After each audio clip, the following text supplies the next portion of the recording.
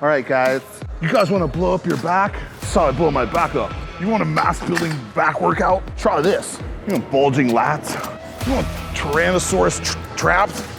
You guys want lats like Dorian Yates with half the work and half fucking genetics? You want to figure out how to not work hard, get big? This is the shortcut channel.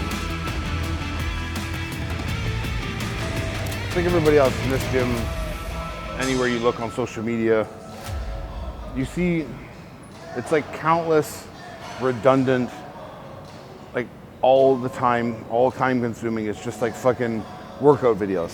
Shoulder day, back day, leg day, chest day. This is like, it's the go-to content for this industry because that's the action of the industry. Like there's no real action outside of that other than like full day of eating fucking bullshit. Like if I see another full day of eating video, like I'm gonna do one day and show you how it's done right. But like, if I see another person warm up their cream of rice and show us how they mix it, I'm gonna fucking snap. But yeah, so it's just like I was noticing the other day there was like an older kind of video on the screen of like some pros training, like 'cause we play like random clips in here. And it was just like guys who were like, maybe like 3 or 4 years ago, like in the video, these are still competitive guys today, so they're still competing, you still see pictures of them today. I started asking myself, like, when is the point of like diminishing returns when it comes to like lifting?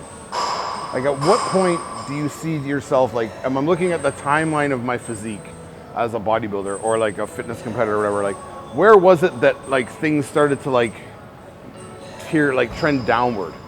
Because I was at a peak where I was like very good here, I looked healthy, my muscles were nice and round and full, I had nice development, I had this, and then there's always this like, I think it's obviously with age, there's no question about it, but it's like at what point did the training or like that like maybe you started training and you trained like kind of an asshole and you're like all out balls to the wall, every session is the most important session of my life, like every session is a chance to grow this and that and this and that, so you had this mentality. It's like, but did that mentality, where did it get you? Because like the emphasis that you put on each training session is necessary to accumulate growth as a whole. Individual sessions obviously lead to a whole, but they're not like, it's not like one individual session dictated the outcome. Do you know what I mean? And that's kind of what it got me thinking. It's like, why are these guys like, and I preach it too, I preach intensity and training hard and I believe that it's important. But I think people's idea of what I think that is different than theirs. Like I don't think that anyone should throw up from a workout.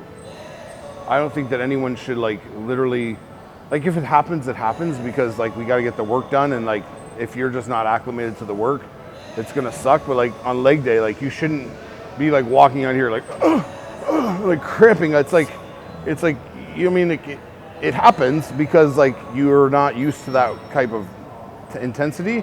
But over time, that intensity should become pretty manageable for you, right? So to think that every leg session has to be like that, or every fucking back session, or every this or that, it's kind of like you're setting yourself up for failure because one, the body doesn't respond that quickly from one session or one stimulus. Like it doesn't work that way.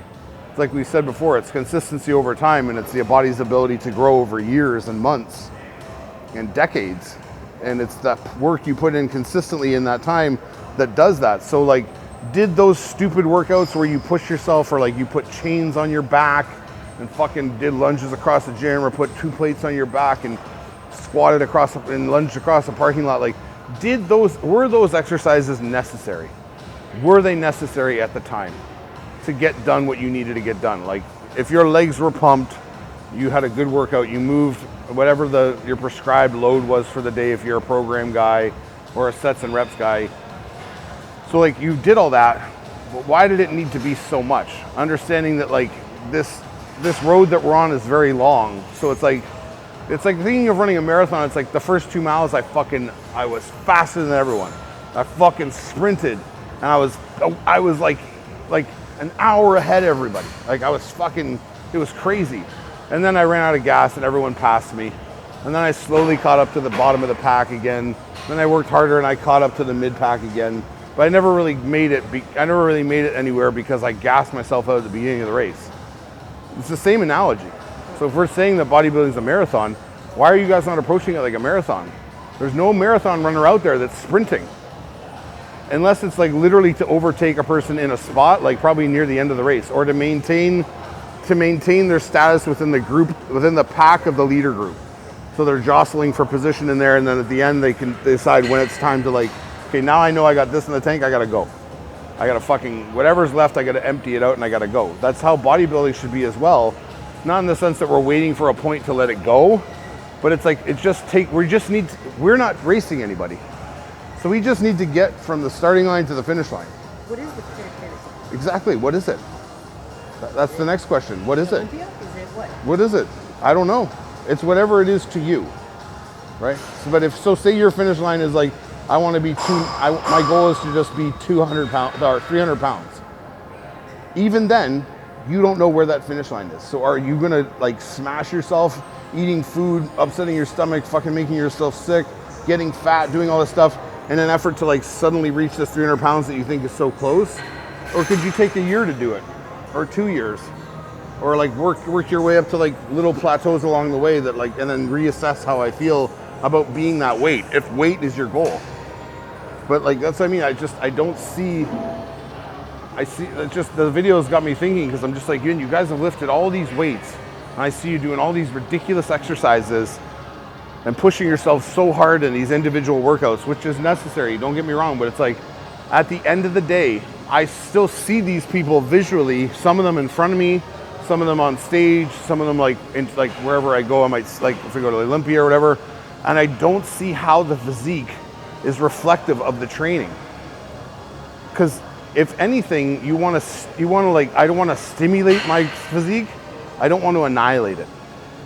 So if I continually annihilate my physique every fucking time I go in the gym, year after year after year, which I did, I got a fake hip and I got a fake shoulder to like thank for it. So like, if you're annihilating all the time and it's just fucking balls to the wall, like whatever, and it's like, when does that ever stop? Because there's going to be a point in time when you get old and you can't do that. Like if you're my age, and there's certain company excluded, Stan Efforting as a freak of nature can still squat like 600 pounds.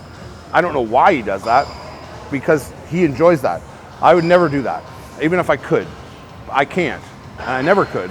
But I'm saying like, that's what makes Stan tick. And Stan doesn't compete anymore, and Stan was a powerlifter, and he was one of the strongest guys in bodybuilding and powerlifting for a long time. So it's like, that's what he knows. But he also knows within reason what's like, it might seem mental to someone, like, oh my God, this guy's like, with the bent bar, like squatting 6 plates off a box and all stuff. But like, he's totally able to understand and control that workload. He knows what that is. He's done it a million times. You know what I mean? So it's not new to him. He's not going in every day like, I'm going for an all-time PR, and the PR is like 150 pounds more than he's ever done. It's like 10 pounds. He's working within ranges he knows he can push himself, right? But it's just like bodybuilders in specific, like I'm talking like highly competitive top bodybuilders, like you just have to do the work, guys. Just come in here and be consistent and do the work. It's not about like how much you benched or what your fucking lat pull is at now. It's about stimulation and fucking like engagement and contraction and all these wonderful things that like elicit and lead to muscle building and muscle repair and muscle breakdown. And it simply comes down to that. Like there's a point in time where you have to kind of be a little bit of a little bit reckless with it, like we've talked about. But it's like these science guys, like they're almost on the spectrum of being a little too lackadaisical. We kind of need to be in the middle of like out of our mind and lackadaisical and riding that like middle needle point that's like tipping like intuitively where it should go at different times, but we never like one side or the other. We're not left or right.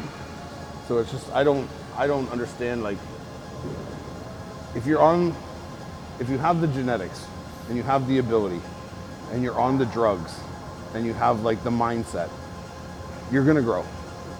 Like it's just gonna happen. So you don't have to come in here every day and put the pressure on yourself like, oh, this workout's the next workout. I'll literally put an inch on my quads today. Is the inch on your quads really gonna matter that much if your quads look like shit?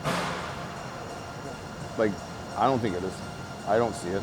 Just because your quads are a bigger version of a shit quad doesn't mean that they're better. Like, work on parts of your quad that need to develop. Don't worry about other stuff. Like, you don't need to squat 6 plates on the Smith machine. You don't need to do that. You don't need to do this. Like, work understand you're building your foundation and stack upon it every day. Like add another brick to the wall, add another brick to the wall. Next thing you know, you have a fucking skyscraper, right? Is there anyone in your opinion who has done a good job of progressing over the years in your eyes? Is there like anyone? Well, you can look at guys that competed for a long time and never had any injuries that we heard of and were very successful, like Dexter Jackson. But have they progressed every year? Yeah, well, Dexter Jackson was like looking good to the day he decided he stopped bodybuilding. So he was like, the only regression I would say took place is, like I said, is because of age. But that catches up to all of us, right? But like, was his physique still far superior to like most guys out there? Yeah, until he got a little older, and then he was like, okay, well, it's time for me to kind of walk away because body's not responding the way it used to. And I guarantee you, even him being a top pro bodybuilder is one of my favorite bodybuilders of all time.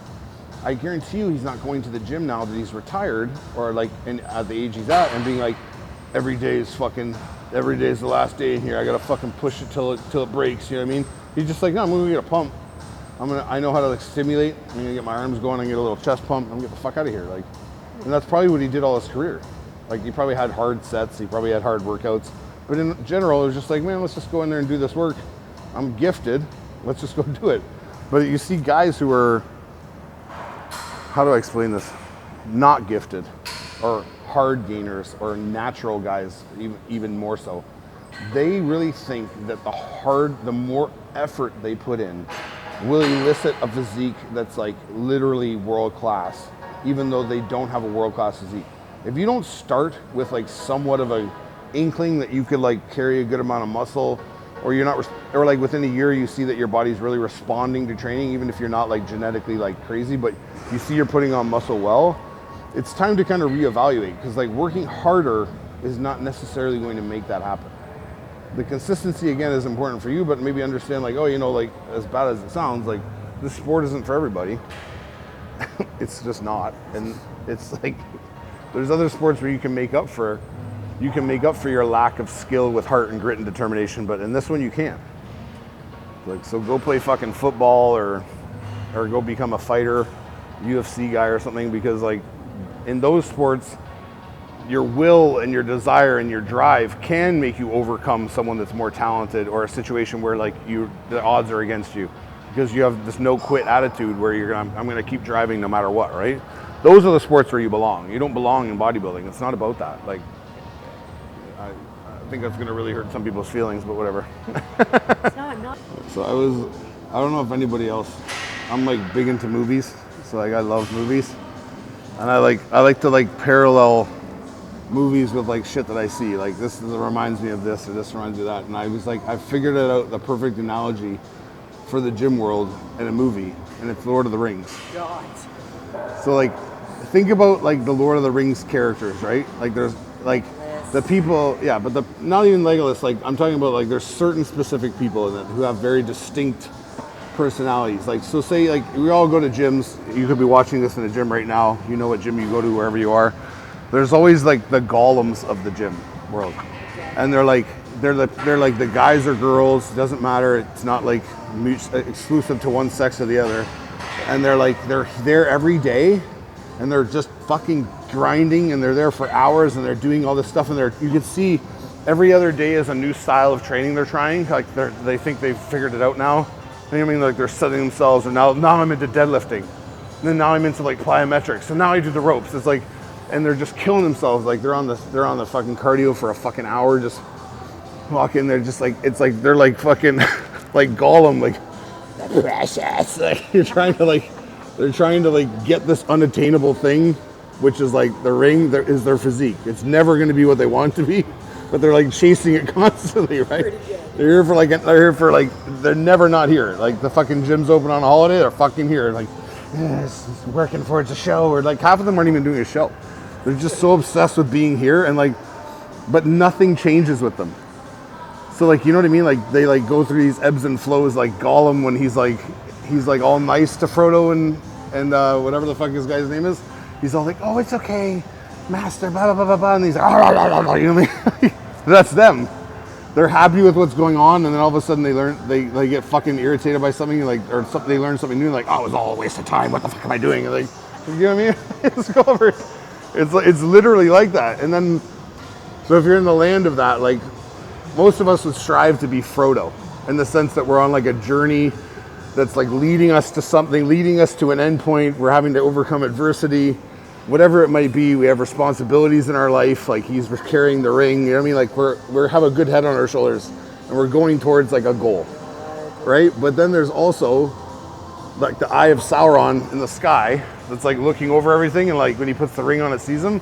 Those are all the science dorks. They're like literally like if they were in this gym, they'd be at the top of the fucking like the little balcony up there, like staring down like you know what I mean? Like judging you for everything you're doing. Like that's not anatomically correct. You're not aligned with your femur.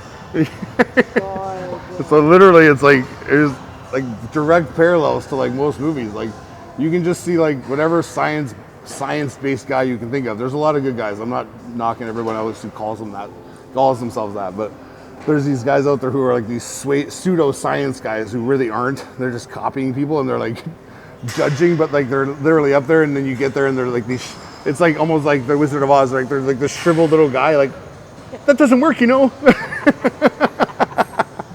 But they're this intimidating. It's this intimidating thought, though, of like the Eye of Sauron, like the science-based guys. What are they gonna think? Don't look my way. You're gonna fucking ruin me. You know what I mean? That's good. Yeah. So I just. T-shirt coming?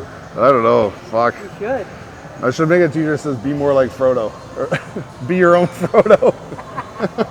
With Gollum on the back. Yeah, and you want a good training partner like Sam Wise, is that his name? Ganji? Yep. So you want a guy like him who's got your back. He's a good dude. He's not trying to like fuck with you too much. He supports you. You want him, and then Gandalf is like when you do find someone who knows what they're doing, and they literally like it's like, what is this person? Because they defy all the fucking Sauron shit, and like science-based guys are like, just come with me, man. I got you. We're gonna fucking get through this. These fucking science guys come and fucking hit the staff on the ground. They go flying away. Like, get the fuck away from us. You know what I mean? So That's yeah, good. I'm gonna have to make a shirt with that. That's fun. Now that I think about it. But yeah, be more like Frodo. Fuck Sauron. I have a public service announcement, and I know people that do this. Actually, everyone does this. Let's please, as a community of bodybuilders and fitness people, stop referring to yourself as a package. Stop referring to how you look at a show as the package you brought. Like, it's very homoerotic, which is like fine, but it's like, why are we referring to ourselves as a package? Like, you're not a UPS fucking delivery. Like, we're not unwrapping you and like, oh, look what we have here. Arms, a back. Oh, is this quads? Like, stop doing that shit. It sounds so weird. And everyone hears these like phrases or these terms. It could be in like popular culture too, and they just say them without thinking it. You sound like an idiot. Like if something's lit. Like, what the fuck is lit? Or like boomer. Boomer's the worst. People don't even know what that means. Like, I saw some guy. It was like a clip on the internet, and he's talking about how he goes to this bar in Toronto, like downtown. He's like, I'm really into like, it's really got that boomer vibe. You know, he's like 25. If it was a boomer vibe, you'd be partying with your fucking grandparents in there. That's a boomer vibe. You fucking dink. Like, but this whole package thing needs to stop. Like, we even do it on bro chat. So I bust our own balls of guys that I'm friends with. But it's like, I refuse to use that word. I will not say that. Like, oh, I really like the package they brought this time. You know, it's like, it's so odd. It's like, just say like, his physique or her physique is really like, has really improved, and be specific about the areas. Like, the overall package, the dryness, the hardness, the this, the that. It's just like, you sound like you're talking about a fucking like an IPA beer. You know what I mean? Like, oh, I love the hops, and like, oh, it's got a little undertones of fucking hibiscus or something. Hibiscus, is that what they put in beer? I feel like that's something. Do you watch The Office? Yeah. It has a smoky afterbirth. Smoky afterbirth. That's what he says. Who says that? Dwight? No, Steve Carell. Smoky I'm afterbirth. gonna put that in right now. Oh my god. Yeah. That is sort of an oaky afterbirth.